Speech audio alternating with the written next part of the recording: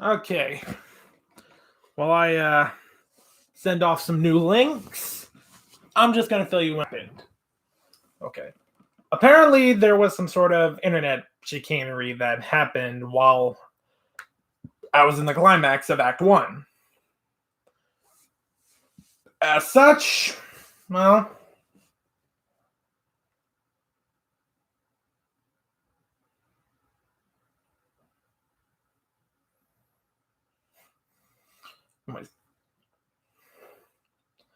anyways, as such, I decided to switch over to another internet connection and I'll just continue on from there. And I'm going to break these live streams up into the various acts.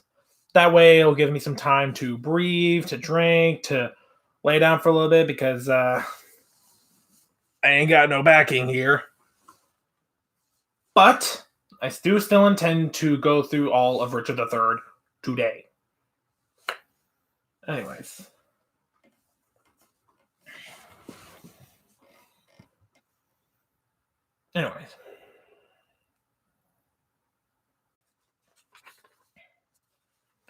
Scene 1. Flourish. Enter King Edward. Sick. Queen Elizabeth. Lord Marquis Dorset. Rivers, Hastings, Buckingham, Woodville, Grey, and Scales. Why so? Now have I done a good day's work. You peers, continue this united league. I every day expect an embassage from my Redeemer to redeem thee hence, and more in peace my soul shall part to heaven, since I have made my friends at peace on earth. Rivers and Hastings, take each other's hand. Dissemble not your hatred. Swear your love. By heaven, my soul is purged from grudging hate, and with my hand I seal my true heart's love. So thrive I as I truly swear the like. Take heed, you dally not before you king, lest he that is the supreme King of kings confound your hidden falsehood, and award either of you to be the other's end. So prosper as I swear perfect love. And I, as I love Hastings with my heart. Madame, yourself is not exempt from this, nor you, son Dorset, Buckingham, nor you. You have been facetious one against the other. Wife, love Lord Hastings. Let him kiss your hand. And what you do it unfeignedly. There, Hastings, I will never more remember our former hatred. So thrive I and mine. Dorset, embrace him. Hastings, love Lord Marquess. This interchange of love, I here protest, upon my part shall be inviolable. And so swear I. Now, princely Buckingham, seal thou this league with thy embracements to my wife's allies, to my sovereign king and queen, and princely peers, a happy time of day. Happy indeed, as we have spent the day. Gloucester, we have done many deeds of charity, made peace of empty, fair love of hate, between these swelling, wrong-incensed peers. A blessed labor, my most sovereign lord, among this princely heap, if any here by false intelligence or wrong surmise hold me a foe, if I, unwittingly, or in my rage, have aught committed that is hardly borne by any in this presence, I desire to reconcile me to his friendly peace. 'Tis death to me to be at enmity. I hate it, and desire all good men's love. First, madam, I entreat true peace of you, which I will purchase with my duteous service. Of you, my noble cousin Buckingham, if ever any grudge were lodged between us. Of you, and you, Lord Rivers and of Dorset, that all without desert have frowned upon me. Of you, Lord Woodville and Lord Scales. Of you, dukes, earls, lords, gentlemen, indeed of all. I do not know what that Englishman alive, with whom my soul is any jot at odds. More than the infant that is born tonight. I thank God. I thank my God for my humility. A holy day shall this be kept hereafter. I would to God all strifes were well compounded. My sovereign lord, I do beseech your highness to take our brother Clarence to your grace. Why, madam, have I offered love for this, to be so flouted in this royal presence? Who knows not that the gentle duke is dead? They all start. You do him injury to scorn his course. Who's not? He is dead. Who knows he is? All-seeing heaven, what a world this is. Look I so pale, Lord Dorset, as the rest. Ay, my good lord. And no man in the presence but his red colour hath forsook his cheeks. Is Clarence dead? The order was reversed. But he, poor man, by your first order died, and that a winged Mercury did bear. Some tardy cripple bare the countermand, that came too lag to see him buried. God grant the same, less noble and less royal, nearer in bloody thoughts and not in blood.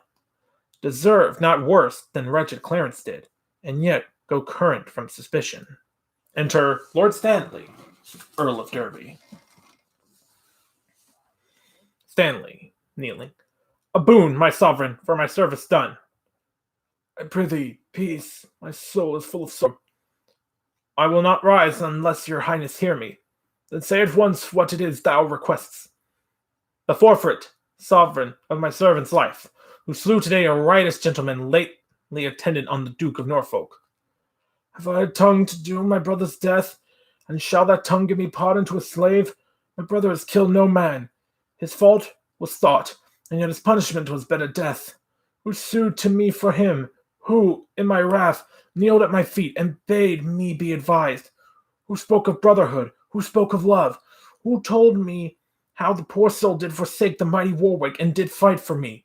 Who told me, in the field at Tewkesbury, when Oxford had me down, had rescued me, and said, "Anne, for my good Uncle Gloucester told me the king, provoked to it by the queen, devised impeachments to imprison him, and when my uncle told me so, he wept and pitied me, and kindly kissed my cheek, bade me rely on him as on my father, as he would love me dearly as a child." Ah, that deceit should steal such gentle shape, and with a virtuous visor hide deep vice. Here's my son, ay, and therein my shame. Yet from my dugs he drew not this deceit. Thank you, my uncle. Did dissemble granddad? Hey, boy, I cannot think it. Hark! What noise is this? Enter Queen Elizabeth, with her hair about her ears, Rivers and Dorset after her. Wait, hang on. Did I skip something?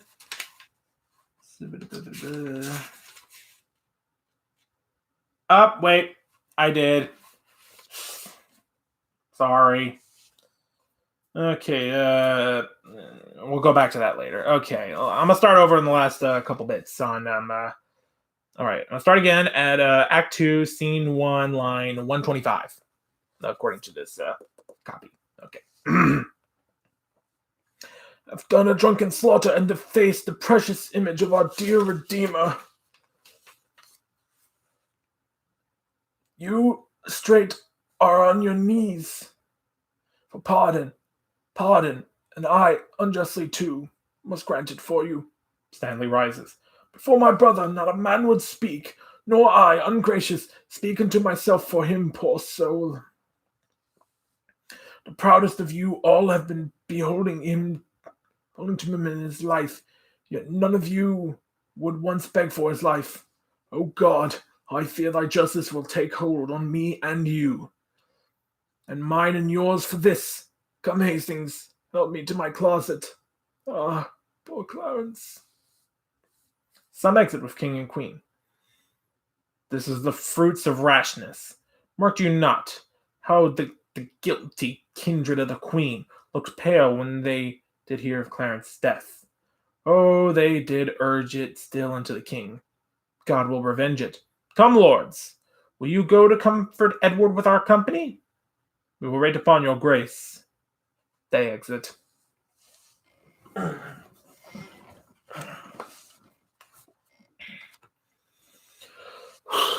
Alright, some more water would be nice.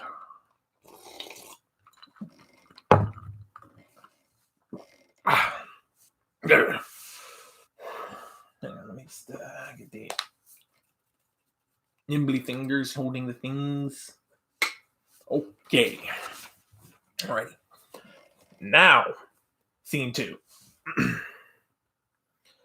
Scene 2. Enter the old Duchess of York with the 2 children of Clarence. Good grandam, tell us, is our father dead? No, boy.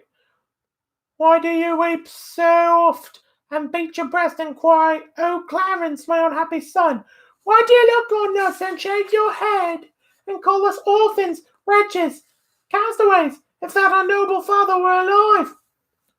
My pretty cousins, you mistake me both. I do lament the sickness of the king, as loath to lose him, not your father's death. It were lost sorrow to wail one that's lost. Then you conclude, my grandam, he is dead.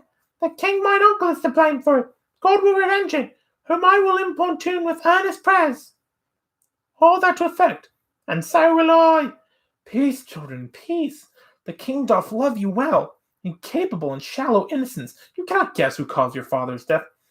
Grandam, we can, for my good uncle Gloucester told me the king, provoked to it by the queen, devised impeachments to imprison him, and when my uncle told me so, he wept and pitied me, and kindly kissed my cheek, bade me rely on him as on my father, and he would love me dearly as a child. Ah, that the siege should steal such gentle hope, and with a virtuous visor hide deep vice. He is my son, aye, and therein my shame. Yet from my dugs he drew not this deceit. Think you my uncle did dissemble, grandam? Aye, boy. I cannot think it. Hark! What noise is this? Enter Queen Elizabeth, with her hair about her ears, Rivers and Dorset after her. Ah, who shall hinder me to wail and weep, to chide my fortune and torment myself? I'll join with black despair against my soul, and to myself become an enemy. What means this scene of rude impatience? To make an act of tragic violence, Edward, my son, my lord, thy son, our king, is dead. Why grow the branches when the root is gone? Why wither not the leaves that want their sap?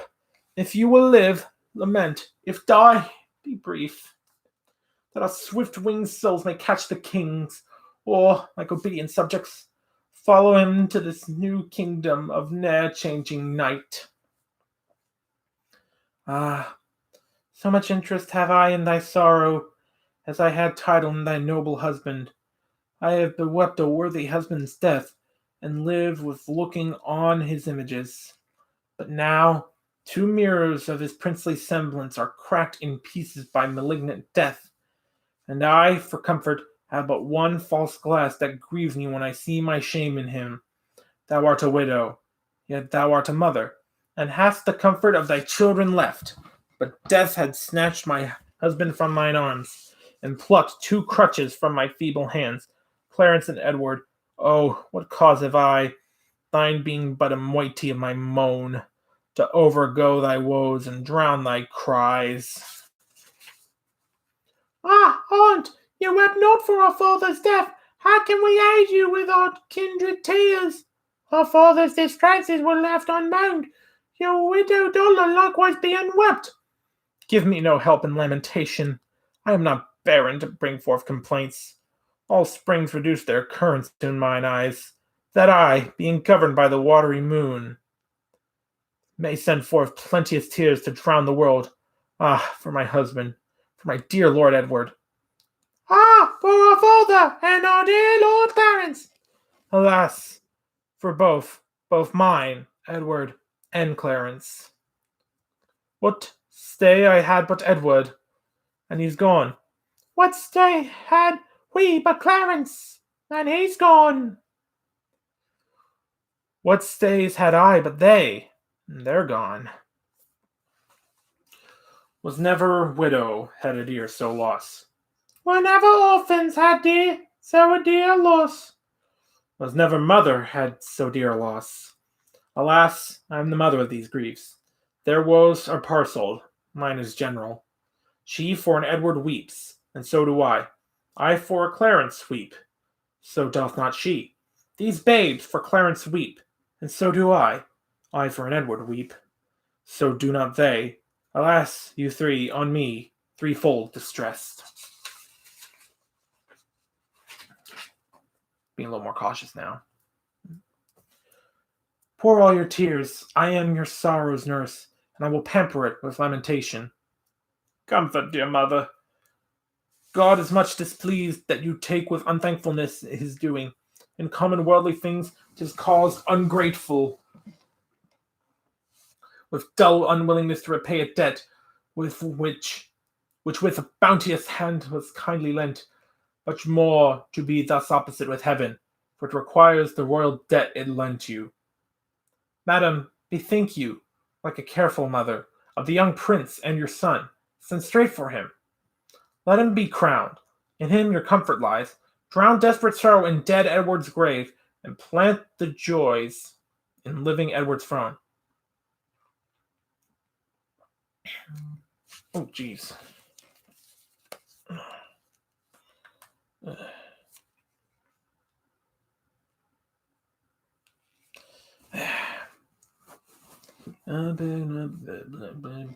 Anyways, enter Richard. Entered Richard, Buckingham, Earl of Derby, Hastings, and Ratcliffe. All these people. Okay. Sister, have comfort. All of us have cause to wail the dimming of our shining star, but none can help our harms by wailing them. Madam, my mother, I do cry you mercy.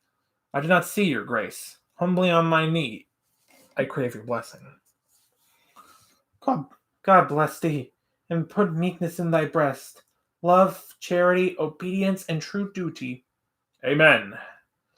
And make me die a good old man. That is the butt end of a mother's blessing. I marvel that her grace did leave it out.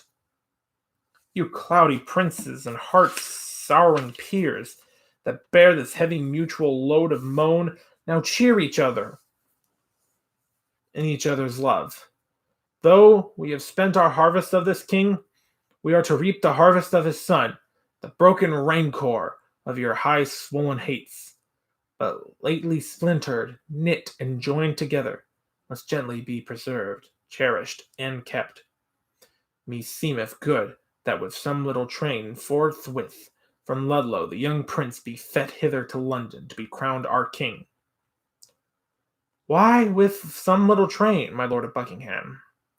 Marry, my lord, lest by a multitude the new healed wound of malice should break out, which would be so much the more dangerous by how much the estate is green and yet ungoverned, where every horse bears his commanding rein and may direct his course as please himself, as well the fear of harm as harm apparent, in my opinion, ought to be prevented.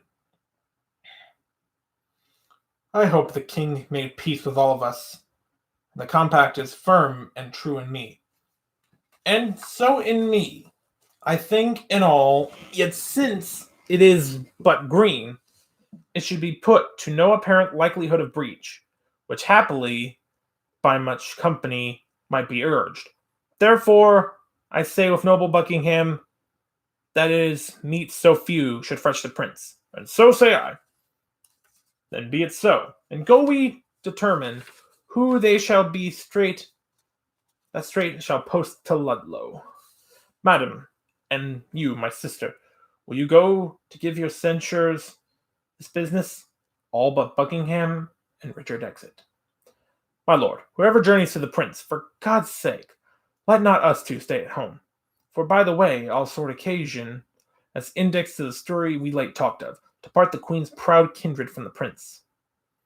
My other self, my counsel's accessory, my oracle, my prophet, my dear cousin, I, as a child, will go by thy direction toward Ludlow. Then, for will not stay behind, they exit.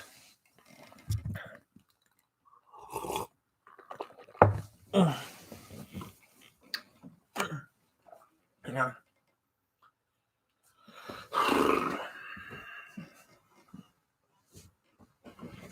Okay. All right. Enter one citizen at one door and another at another. Good morrow, neighbour. Whither away so fast? I promise you, I scarcely know myself. Hear you the news abroad? Yes, that the king is dead. Ill news, byre lady. Seldom comes the better. I fear, 'twill prove a giddy world.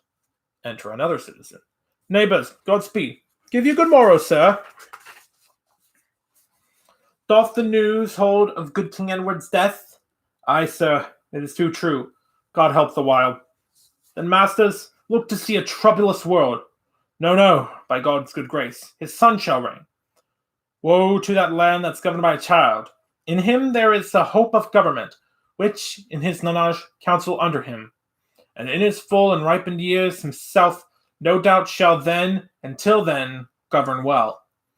So stood the state when Henry VI was crowned in Paris at but 9 months old.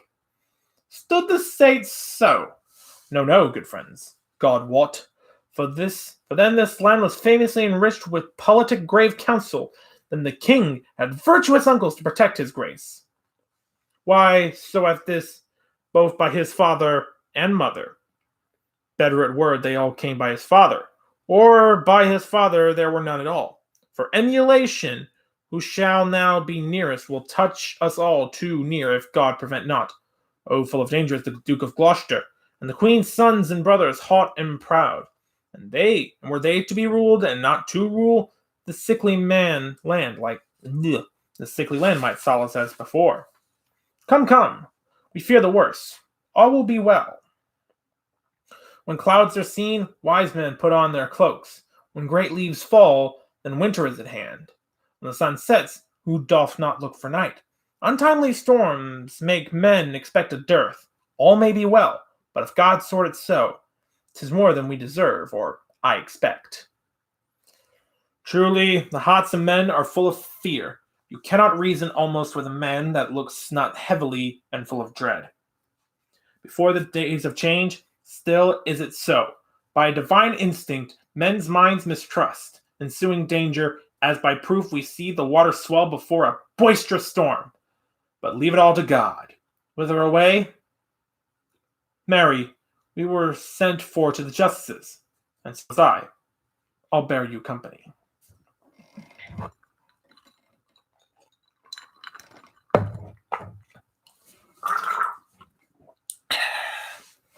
Scene 4. Enter Archbishop, the young Duke of York, Queen Elizabeth, and the Duchess of York. Last night, I hear, they lay at Stony Stratford, and at Northampton they do rest tonight. Tomorrow, or the next day, they will be here. I long with all my heart to see the prince.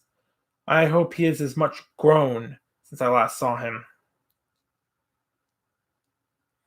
But I hear no. They say my son of York has almost overtaken him in his growth. Ay, mother, but I would not have it so. Why, my good cousin, it is good to grow. Grandam, one night as we did sit at supper, my uncle Rivers talked how I did grow more than my brother. Ay, quoth my uncle Gloucester, small herbs have grace, great weeds do grow as pace. And since methinks I will not grow so fast, because sweet flowers are slow, and weeds make haste. Good faith, the saying did not hold in him that did object the same to thee. He was the wretchedest thing when he was young, so long a-growing and so leisurely, that if his rule were true, he should be gracious. And so no doubt he is, my gracious madam.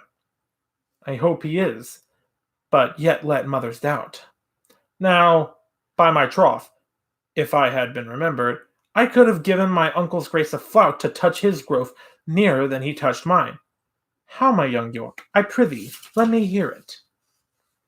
Marry, they say my uncle grew so fast that he could gnaw a crust at 2 hours old. 'Twas full 2 years ere I could get a tooth. Grandam, this would have been a biting jest. I prithee, pretty York, who told thee this? Grandam, his nurse. His nurse? Why, she was dead erst when thou wast born. If 'twere not she, I cannot tell who told me.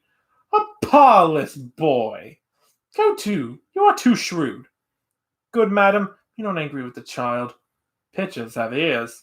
Enter a messenger. Here comes a messenger. What news? Such news, my lord, as grieves me to report. How doth the prince? Well, madam, and in health. What is thy news? Lord Rivers and Lord Grey are sent to Pomfret, and with them Sir Thomas Vaughan, prisoners. Who hath committed them? The mighty dukes, Gloucester and Buckingham.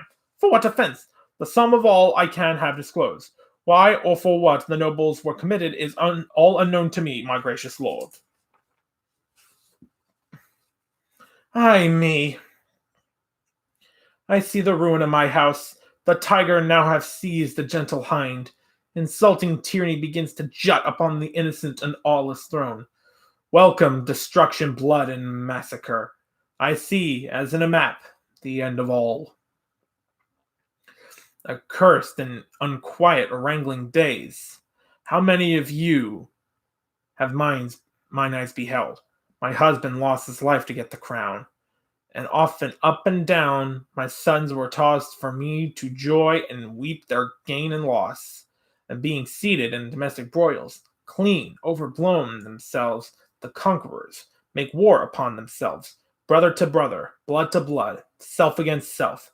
O prosperous and frantic outrage, end thy damned spleen, or let me die to look on earth no more.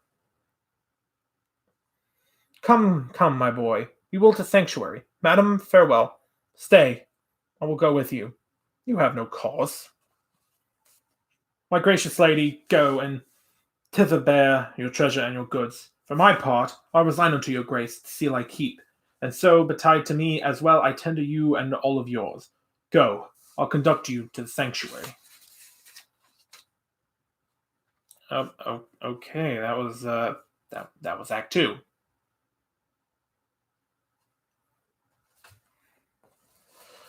Well, you know what? Much like how I edited the first live stream from Zice reads Richard III to Zice reads Richard III Act 1. All right. Since Act 2 was relatively short, and I believe this page is a 5-act play, so let's keep going from here, and I'll edit the title later. So, those watching, we are now on Act 3. Okay. Richard III, Act 3, Scene 1. The trumpets sound. Enter young Prince Edward, Richard, Duke of Gloucester, Buckingham, the Cardinal, Catesby, and others.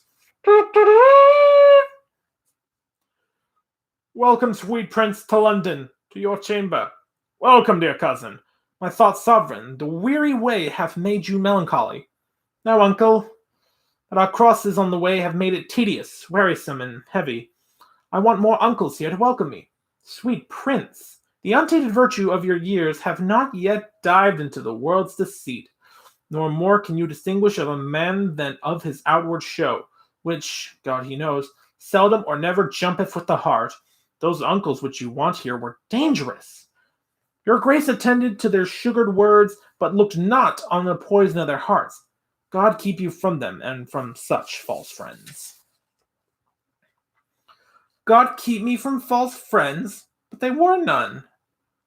My lord, the mayor of London comes to greet with you. Enter Lord Mayor with others. God bless your grace with health and happy days. I thank you, my lord, and I thank you all. I thought my mother and my brother York would long ere this have met us on the way. Fie, what a slug is Hastings that he comes not to tell us whether they will come or no. Enter, Lord Hastings. And in good time, here comes this wedding lord. Welcome, my lord. What, will our mother come? On what occasion, God he knows, not I. The queen your mother and your brother York have taken sanctuary. The tender prince would fain have come with me to meet your grace, but by his mother was perforce withheld. Fie, what an indirect and peevish curse is this of hers. Lord Cardinal, will your grace persuade the queen to send the Duke of York unto his princely brother presently? If she deny, Lord Hastings, go with him, and from her jealous arms pluck him perforce. My Lord of Buckingham, if my weak oratory can from his mother win the Duke of York, anon expect him here. But if she be obdurate to mild entreaties, God in heaven forbid we should infringe the holy privilege of blessed sanctuary. Not for all this land would I be guilty of so deep a sin. You are too senseless, obstinate, my lord, too ceremonious and traditional. Weigh it but with the grossness of this age. You break not sanctuary in seizing him. The benefit thereof is always granted to those whose dealings have deserved the place, and those who have the wit to claim the place. This prince hath neither claimed it, nor deserved it, and therefore, in mine opinion, cannot have it. Then, taking him from thence, that is not there. You break no privilege nor charter there. Oft I have heard of sanctuary men, but sanctuary children, never till now. My lord, you shall overrule my mind for once. Come, Lord Hastings, will you go with me? I go, my lord. Good lords, make all the speedy haste you may. The cardinal and Hastings left. Say, Uncle Gloucester, if our brother come, where shall we sojourn till our coronation? Where it seems best unto your royal self. If I may counsel you, some day or two your highness shall repose you at the Tower. There, then where you please, shall be thought most fit for your best health and recreation. I do not like the Tower or any place. Did Julius Caesar build that place, my lord? He did, my gracious lord, begin that place, which, since succeeding ages, have re-edified. Is it upon record, or else reported, successively from age to age he built it? Upon record, my gracious lord. But say, my lord, it were not registered. Methinks the truth should live from age to age, as 'twere retailed to all posterity, even to the general all-ending day. So wise, so young, they say, do never live long. What say you, uncle? I say, without characters, fame lives long. Thus, like the form of vice, iniquity, are moralized two meanings in one word. That Julius Caesar was a famous man. With what his valor did enrich his wit set down to make his valor live. Death makes no conquest of this conqueror, for now he lives in fame, though not in life. Tell you what, my cousin Buckingham. What, my gracious lord? And I live until I be a man, I'll win our ancient right in France again, or die a soldier as I lived a king. Short summers lightly have a forward spring. Enter. Enter, young Duke of York, and Hastings, and the Cardinal. Now, in good time, here comes the Duke of York. Richard of York, how fares our loving brother? Well, my dread lord, so must I call you now. Ay, brother, to our grief, as it is yours. Too late he died, that might have kept the title, which by his death have lost such majesty. How fares our cousin, Lord? How fares our cousin, noble Lord of York? I thank you, gentle uncle. Oh, my lord, you said that idle weeds are fast in growth. The prince, my brother, hath outgrown me far. He hath, my lord. And therefore he is idle? Oh, my fair cousin, I must not say so. Then he is more beholding to you than I. You may command me as my sovereign, but you have power in me as a kinsman. I pray you, uncle, give me this dagger. My dagger, little cousin? With all my heart. A beggar, brother? Of my kind uncle. That I know I will give, and being but a boy, which is no grief to give. A greater gift than that I'll give my cousin. A greater gift? Oh, that's the sore to it. Ay, gentle cousin, were it light enough. Oh, then I see you will part but with light gifts. In weightier things you'll say, a beggar nay. It is too heavy for your grace to wear. I weigh it lightly, were it heavier. What? Would you have my weapon, little lord? I would, that I might thank you as you call me. How? Little. My Lord of York will still be cross and talk. Uncle, your grace knows how to bear with him. You mean to bear me, not to bear with me. Uncle, my brother mocks both you and me, because that I am little, like an ape. He thinks that you should bear me on your shoulders. With what a sharp, provided wit he reasons, to mitigate the scorn he gives his uncle. He prettily and aptly taunts himself. So cunning and so young is wonderful. My lord, would you please pass along? Myself and my good cousin Buckingham will to your mother, to entreat of her to meet you at the tower and welcome you. What? Will you go into the tower, my lord? My lord protector needs will have it so. I shall not sleep quiet in the tower. Why? What should you fear? Mary, my Uncle Clarence's angry ghost. My grandam told me he was murdered there. I fear no uncle's dead. Well, none that live, I hope. And if they live, I hope I need not fear. But come, my lord, with a heavy heart, thinking on them. I go into the tower. A senate. Prince Edward, the Duke of York, and Hastings exit. Richard, Buckingham, and Catesby remain. Think you, my lord, this little prating York was not incensed by his subtle mother to taunt and scorn you thus opprobriously? No doubt, no doubt. Oh, 'tis a parlous boy. Bold, quick, ingenious, forward, capable. He is all the mother's from top to toe. Well, let them rest. Come hither, Catesby. Thou art sworn as deeply to effect what we intend as closely to conceal what we impart. Thou knowest our reasons urged upon the way. What thinkest thou? Is it not an easy matter to... Yeah, okay. Sorry, a little incident. Okay. Is it not an easy matter to make William Lord Hastings of our mind for the installment of this noble duke and the seat royal of this famous isle? He, for his father's sake, so loves the prince that he will not be one to aught against him. What thinkest thou then of Stanley? Will not he? He will do all in as Hastings doth. Well then, no more but this. Go, gentle Catesby, and, as it were far off, sound thou Lord Hastings, how he doth stand affected to our purpose, and summon him tomorrow to the tower to sit about the coronation.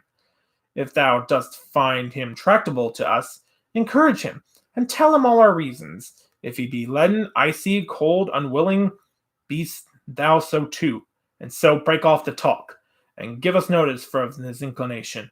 For we tomorrow hold divided councils, wherein thyself shall highly be employed. Commend me to Lord William.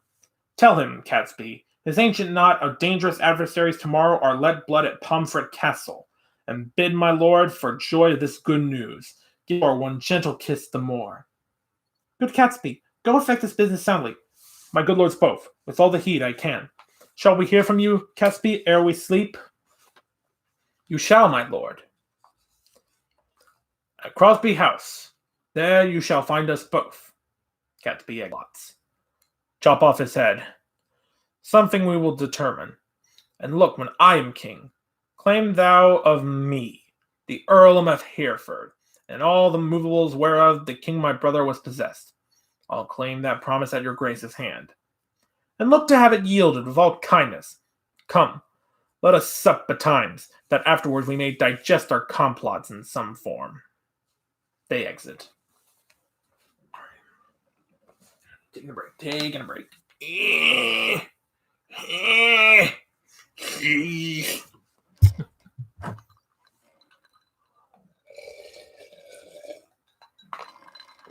Yep.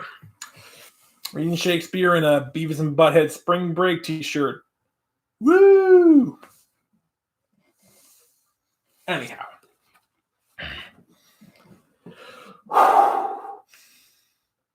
Okay. Scene 2. Enter a messenger to the door of Hastings. My lord! Who knocks? One from the Lord Stanley. What is t'clock? Upon the stroke of 4. Enter Lord Hastings. Cannot my Lord Stanley sleep these tedious nights?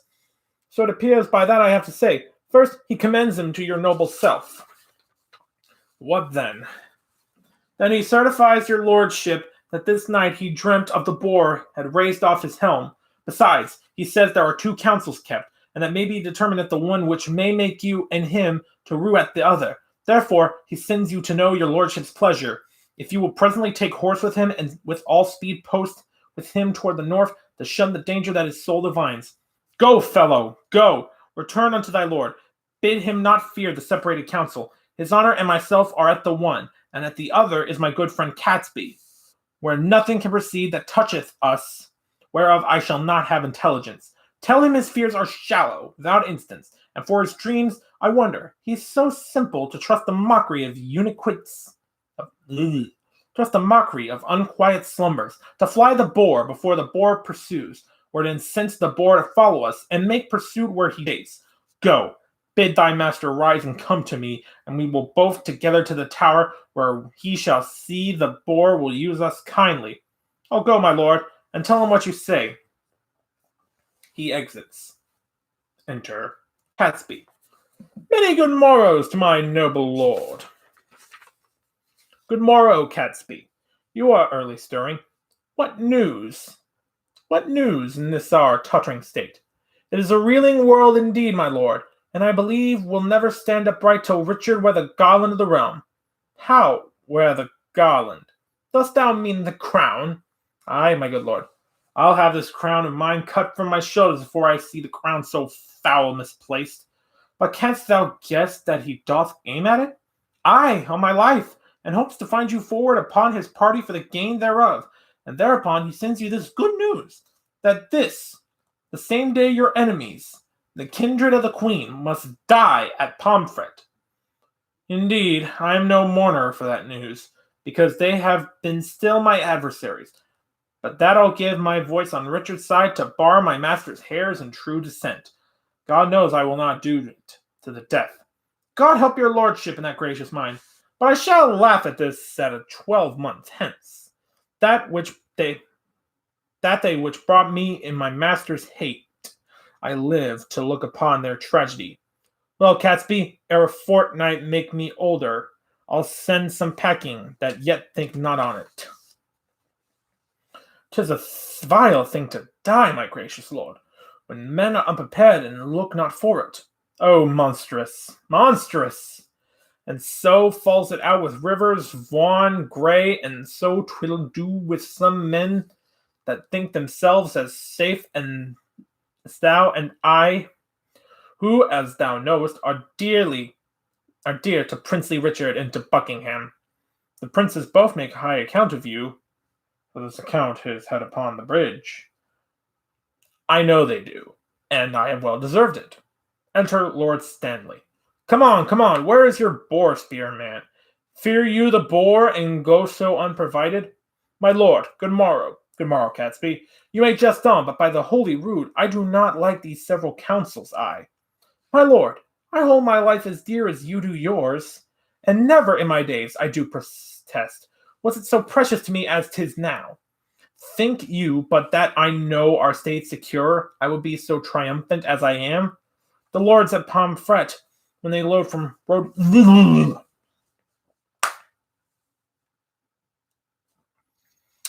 The lords at Pomfret, where they rode from London, were junked and supposed their states were sure, and indeed had no cause to mistrust. But yet you see how soon the day o'ercast. This sudden stab of rancor I misdoubt.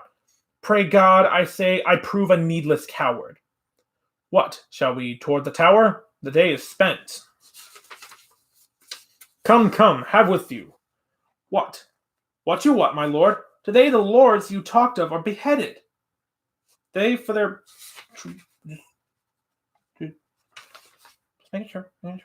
Okay. They for their truth better wear the heads than some that have accused them wear their hats. But come, my lord, let's away. Enter a pursuivant. Go on before, I'll talk with this good fellow. Lord Stanley and Catesby exit. How now, sirrah? How goes the world with thee?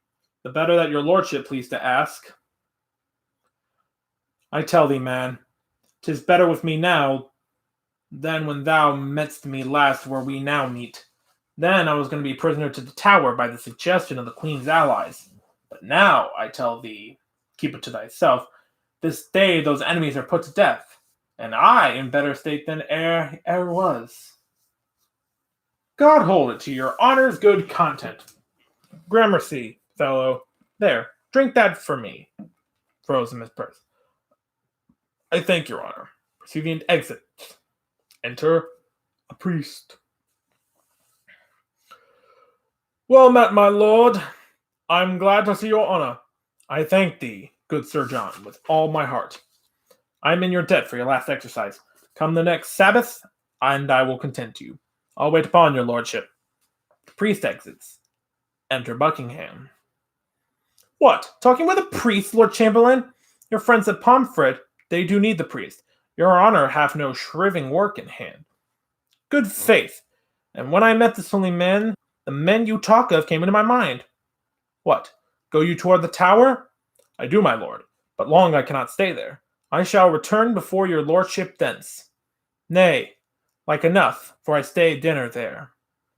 And supper too, although thou knowest not. Come, will you go? I'll wait upon your lordship. They exit.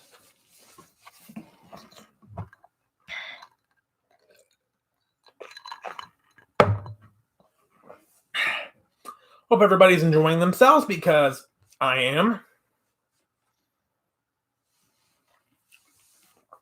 Okay. Scene 3. Enter Sir Richard Radcliffe with halberds, carrying the nobles, Rivers, Grey, and Vaughan, to death at Pomfret.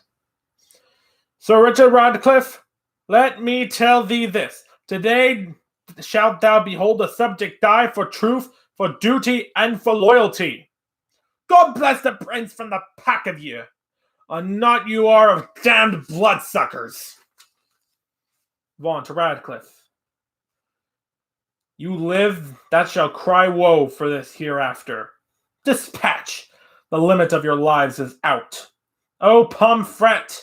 Pomfret! O thou bloody prison, fatal and ominous to noble peers! Within the guilty closure of thy walls, Richard II here was hacked to death. And for more slander to thy dismal seat, we give to thee our guiltless blood to drink. Now Margaret's curse has fallen upon our heads, where she exclaimed on Hastings, you and I, for standing by when Richard stabbed her son. Then curse she Richard, then curse she Buckingham, then curse she Hastings. Oh, remember, God, to hear her prayer from them as now for us, and for my sister and her princely sons. Be satisfied, dear God, with our true blood, which, as thou knowest, unjustly must be split. Make haste. The hour of death is expedient. Come, Grey, come, Vaughan. Let us here embrace. Farewell until we meet again in heaven. Scene 4. Enter Buckingham, Lord Stanley, Earl of Derby, Hastings, Bishop of Ely, Norfolk, Radcliffe, Lovell, and others at a table. Now, noble peers, the cause why we are met is to determine of the coronation. In God's name, speak. When is the royal day? Is all things ready for the royal time? It is, and wants but nomination. Tomorrow, then, I judge a happy day. Who knows the Lord Protector's mind herein? Who is most inward with a noble duke? Your grace, we think, should soonest know his mind. We know each other's faces for our hearts. He knows no more of mine than I of yours, or I of his, my lord, than you of mine. Lord Hastings, you and he are near in love. I thank his grace, but I know he loves me well. Before his purpose and the coronation, I have not sounded him, nor he delivered his gracious pleasure any way therein. But you, my honorable lords, may name the time, and in the Duke's behalf I'll give my voice, which I presume he'll take in gentle part. Entered Richard. In happy time, here comes the Duke himself. My noble lords and cousins all, good morrow. I have been long a sleeper, but I trust my absence doth neglect no great design which by my presence might have been concluded. Had you not come upon your cue, my lord, William Lord Hastings had pronounced your part, I mean your voice, for crowning of the king. Then my Lord Hastings, no man might be bolder. His lordship knows me well and loves me well. My Lord of L. When I was last in Holborn, I saw good strawberries in your garden there. I do beseech you, send for some of them. Marry and will, my lord, with all my heart. Exit Bishop of Liege.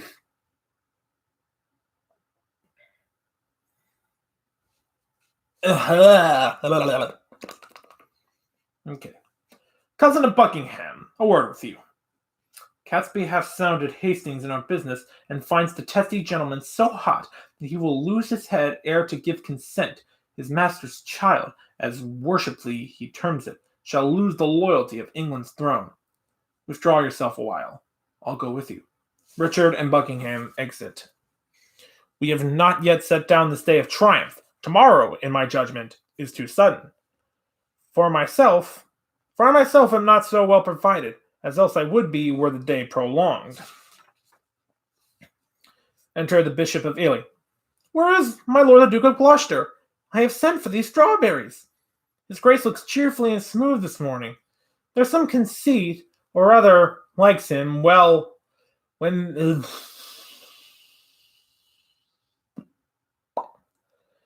His grace looks cheerfully and smooth this morning. There's some conceit or other likes him well when that he bids good morrow with such spirit. I think there's never a man in Christendom can lesser hide his love or hate than he, for by his face straight shall you know his heart. What of his heart perceive you in his face by any livelihood he showed today? For were he had shown it in his looks. I pray you all, tell me what they deserve, that do conspire my death with devilish plots of death, my lord. Makes me most forward in this princely presence to doom the offenders, whosoever they be. I say, my lord, they have deserved death. Then be your eyes the witness of their evil. He shows his arm. Look how I am bewitched. Behold, my arm is like a blasted sapling withered up. And this is Edward's wife, that monstrous witch, consorted with that harlot strumpet shore, that by their witchcraft thus have marked me. They have done this deed, my noble lord. If, thou protector of this damned strumpet, talkst thou to me of ifs, thou art a traitor. Off with his head! Oh, by St. Paul, I swear I will not dine until I see the same. Lowell and Radcliffe, look that it be done. The rest that love me, rise and follow me. They exit. Lovell and Radcliffe remain with the Lord Hastings.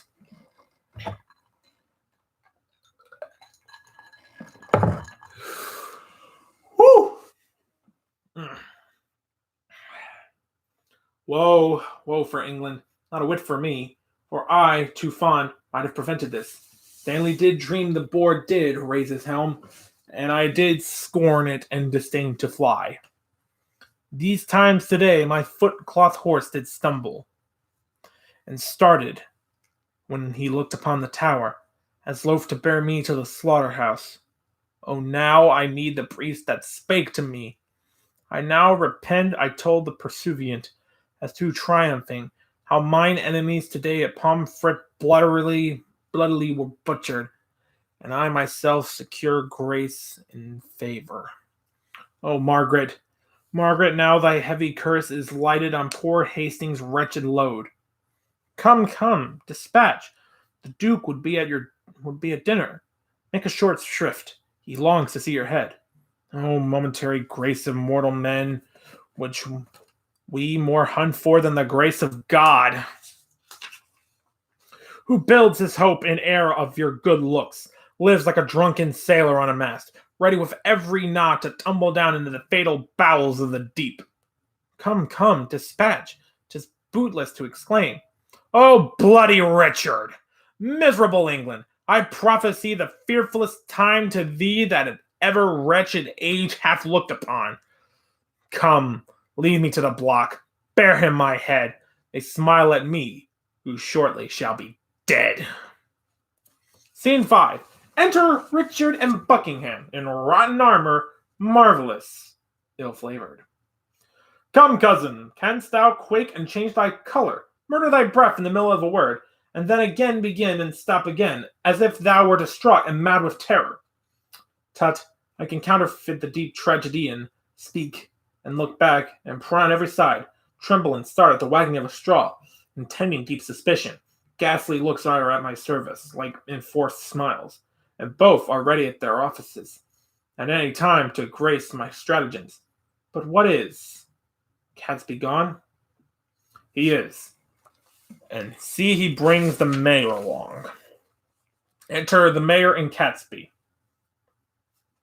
Lord Mayor, look to the drawbridge there. Hark, a drum. Catesby, o'erlook the walls. Catesby exits. Lord Mayor, the reason we have sent... Look back! Defend thee! Here are our enemies. God and our innocents defend and guard us. Enter Loudville and Radcliffe with Hastings' head. Be patient.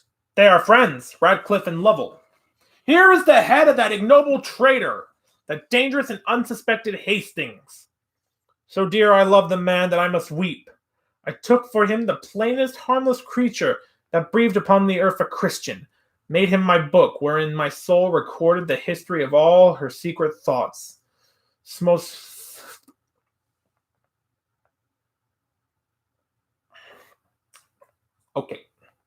So smooth he daubed his vice with show of virtue, that his apparent open guilt omitted. I mean, his conversation with Shore's wife. He lived from all attainder of suspects. Well, well. He was the covertest sheltered traitor that ever lived. Would you imagine, or almost believe, were it not by that great preservation we live to tell it, that the subtle traitor this day had plotted in the council house to murder me and my good lord of Gloucester? Had he done so? What, you think we were Turks or infidels, or that we would, against the form of law, proceed thus rashly in the villain's death? But that extreme peril of the case, the peace of England, and our person's safety enforced us to this execution? Now fair before you, he deserved his death, and your good graces have well proceeded to warn false traitors from the like attempts. I never looked for better at his hands after he once fell in with Mistress Shore. Yet had we not determined he should die until your lordship came to see his end, which now the loving haste of these our friends, something against our meanings, have prevented, the traitors speak and timorously confess the manner and purpose of his treasons, that you might well have signified the same unto the citizens, who haply may miscontour in him and wail his death. But, my good lord, your grace's words shall serve as well as I had seen and heard him speak, and I do not doubt, right noble princes both, but I'll acquaint our duteous citizens with all your just proceedings in this case. To that end we wished your lordship here, to avoid the censures of the carping world.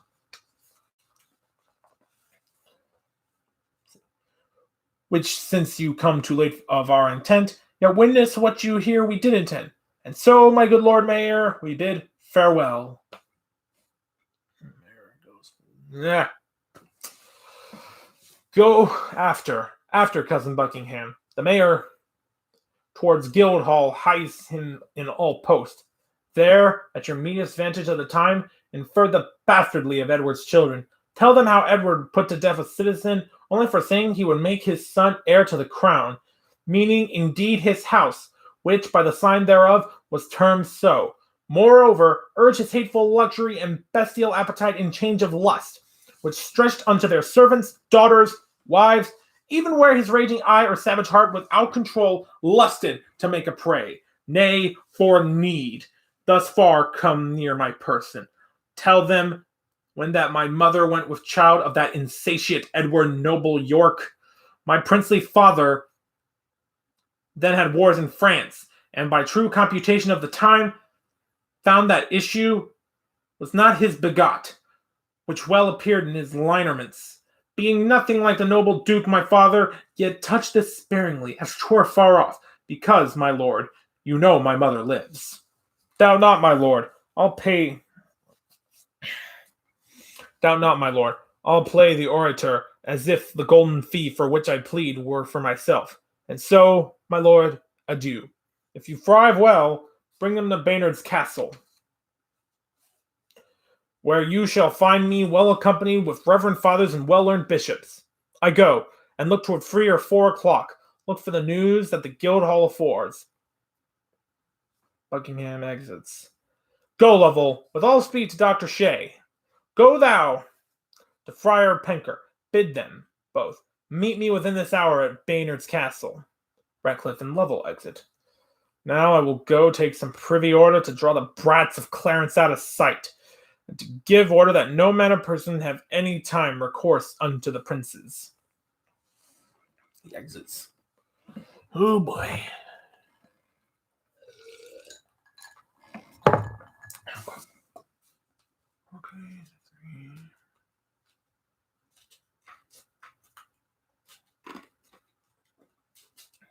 Checking on something real quick.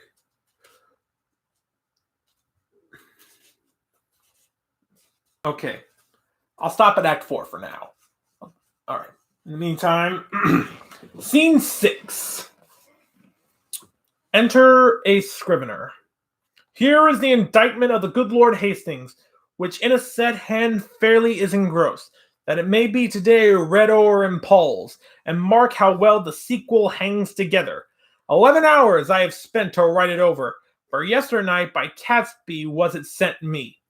The precedent was full as long a doing, and yet within these 5 hours Hastings lived, untainted, unexamined, free, at liberty. Here's a good world the while. Who is so gross that cannot see this palpable device? Yet, who's so bold, but says he sees it not? Bad is the world, and will all come to naught, when such ill dealing must be seen in thought.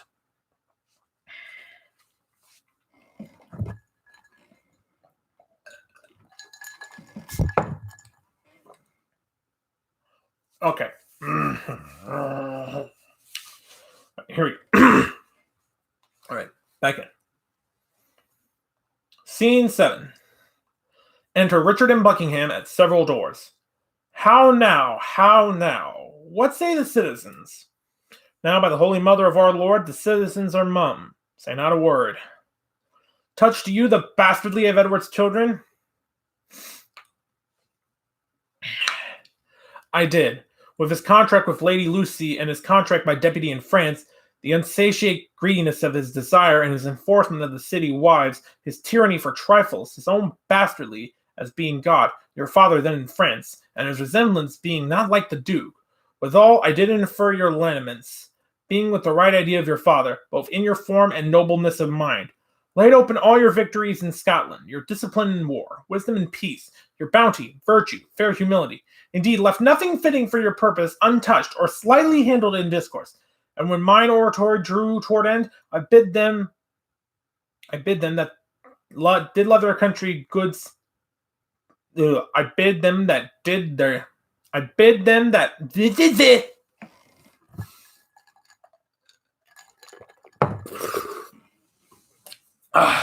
Back on board. I bid them that did love their country's good cry, God save Richard, England's royal king. And did they so? No. So God help me, they spake not a word, but like dumb statues or breathing stones, stared on each other and looked deadly pale, which when I saw, I reprehended them and asked the mayor what meant this willful silence.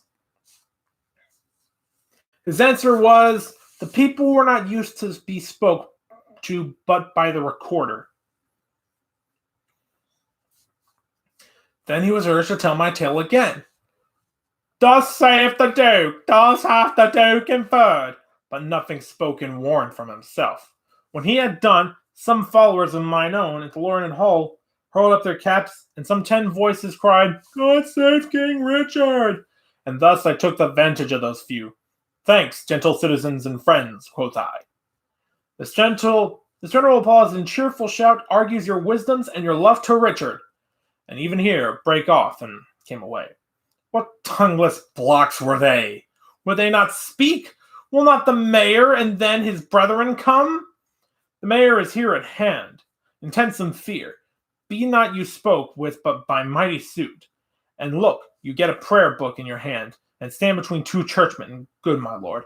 For on that ground I'll make a holy descant, and be not easily won to our request. Play the maid's part, still answer nay, and take it. I go. And if you plead as well for them as I can say nay to thee for myself, no doubt we bring it to a happy issue. Knocking within. Go. Up. Go. Go. Up to the leads. The Lord Mayor knocks. Richard exits. Enter the mayor and citizens.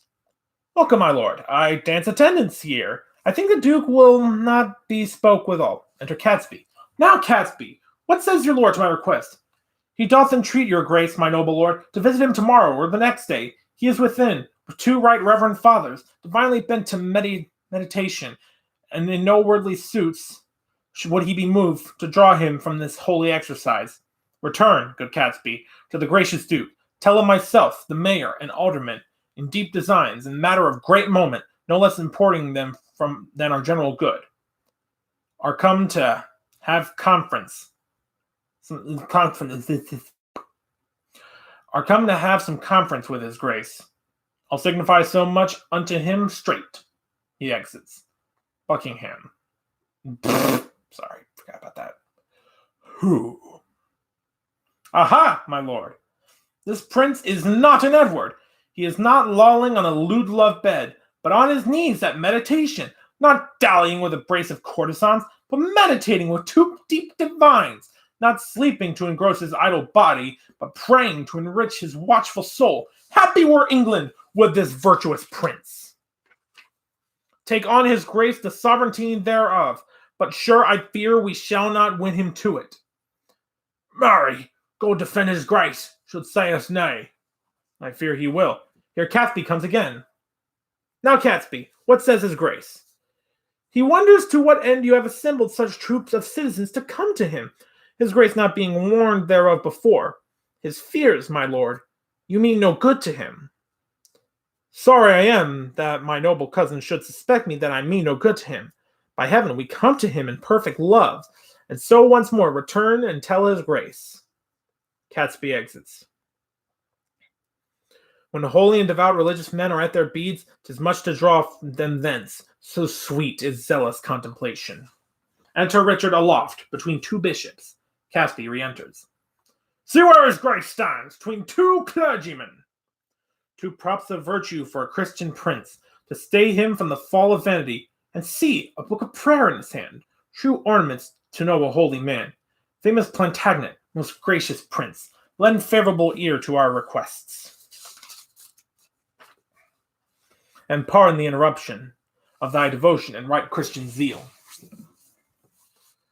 My lord, there needs no such apology. I do beseech your grace to pardon me, who in earnest, in the service of my God, defer the visitation of my friends. But leaving this, what is your grace's pleasure? Even that, I hope, which pleaseth God above and all good men of this ungoverned isle. I do suspect I have done some offense that seems disgracious in this city's eye, and that you would reprehend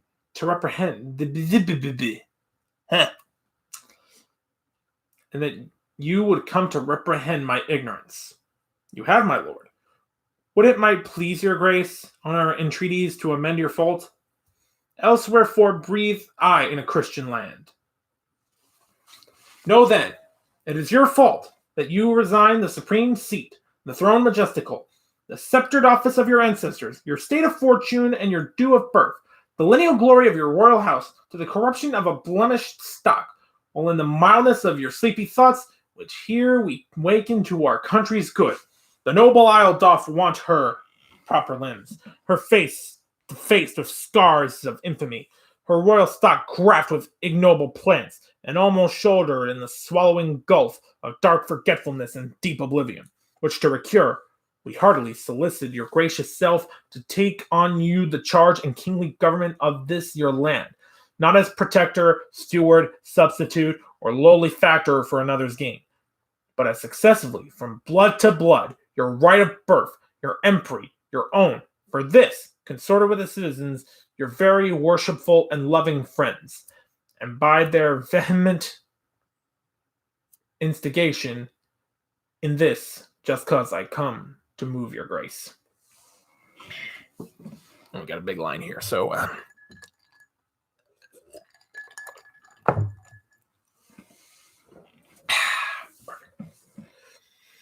I cannot tell if to depart in silence or to bitterly speak in your reproof. Best fitteth my degree or your condition. If not to answer, you might haply think tongue-tied ambition, not replying, yielded to bear the golden yoke of sovereignty, which fondly you would here impose on me. If to reprove you for this suit of yours, so seasoned with your faithful love to me, then on the other side I checked my friends. Therefore to speak, and to avoid the first, and then, in speaking, not to incur the last, definitively thus I answer you. Your love deserves my thanks, but my desert unmeritable shuns your high request. First, if all obstacles were cut away, and that my path were even to the crown as the ripe revenue of dew of birth, yet so much is my poverty in spirit, so mighty, and so many defects, that I would rather hide me from my greatness, being a bark to brook no mighty sea, than in my greatness covet to be hid, and the vapor of my glory smothered. But God be thanked, there is no need of me. And much I need to help you, were there need. The royal tree have left us royal fruit, which, mellowed by the stealing hours of time, will well become the seat of majesty, and make, no doubt, us happy by his reign.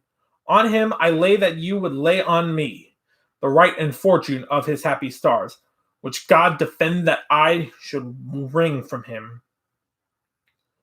My lord, this argues conscience in your grace, but the respects thereof are nice and trivial, all circumstances well considered. You say that Edward is your brother's son. So say we too, but not by Edward's wife. For first he was contract to Lady Lucy. Your mother lives a witness to his vow, and afterward by a substitute betrothed to Bona, sister to the King of France. These both put off a poor petitioner, a care-crazed mother to many sons, a beauty waning and distressed widow, even in the afternoon of her best days, made prize and purchase of his wanton eye, seduced the pitch and height of his degree, to base disclension and loathed bigamy. By her in his unlawful bed he got this Edward, whom our manners call the prince. More bitterly could I expostulate, save that, for reverence to some alive, I give a sparing limit to my tongue. And good my lord, take you to your royal self this proffered benefit of dignity, if not to bless us with the land withal, yet to draw forth your noble ancestry from the corruption of abusing times unto a lineal, true-derived course. Do good, my lord. Your citizens entreat you. Refuse not, my lord, this proffered love. I will make them joyful. Grant their lawful suit. Alas, why would you keep this care on me? I am unfit for state and majesty. I do beseech you, take it not amiss. I cannot, nor I will not, yield to you. If you refuse it, as in love and zeal loath to dispose the child your brother's son, and as well we know the tenderness of your heart and gentle, kind, effeminate remorse, which we have noted in to you your kindred, and equally indeed to all estates. Yet know where you expect. Yet know whether you accept our suit or no, your brother's son shall never reign our king. But we will plant some other in the throne, to the disgrace and downfall of your house. And in this resolution, here we leave you. Come, citizens. Zounds, I'll entreat no more. Oh, do not swear, my lord of Buckingham. Buckingham and some others, exit. Call them again, sweet prince. Accept their suit. If you deny them, all the land will rue it. Will you enforce me to a world of cares? Call them again. I'm not made of stones, but penetrable to your kind entreaties, albeit against my conscience and my soul. Enter Buckingham and the rest. Cousin of Buckingham and sage, grave men, since you will buckle fortune on my back to bear her burden where I will or no, I must have patience to endure the load. But if black scandal or foul faced reproach, attend the sequel of your imposition. Your mere enforcement shall acquaintance me from all the impure blots and stains thereof. For God doth know, and you may partly see, how far I am from the desire of this. God bless your grace! We see it, and we will say it. In saying so, you shall say but the truth. Then I salute. Wrong character. Then I salute you with this royal title. Long live Richard, Ingles, royal king, worthy king. You can see why I'm stopping after this part for now. Okay. Long live Richard, England's worthy king. Amen. Tomorrow may it please you to be crowned, even when you please, for you will have it so. Tomorrow, then, we will attend your grace, and so most joyfully we take our leave. Come, let us to our holy work again. Farewell, my cousin. Farewell, gentle friends. They exit. And thus, we stop again. I'd like to thank you all for dropping by, for seeing me read Acts 2 and 3 of Richard III. I'll be back to do this again later, maybe later tonight, or maybe tomorrow. I don't know. We'll see what happens. In the meantime, stay safe and enjoy yourselves. Okay. Peace.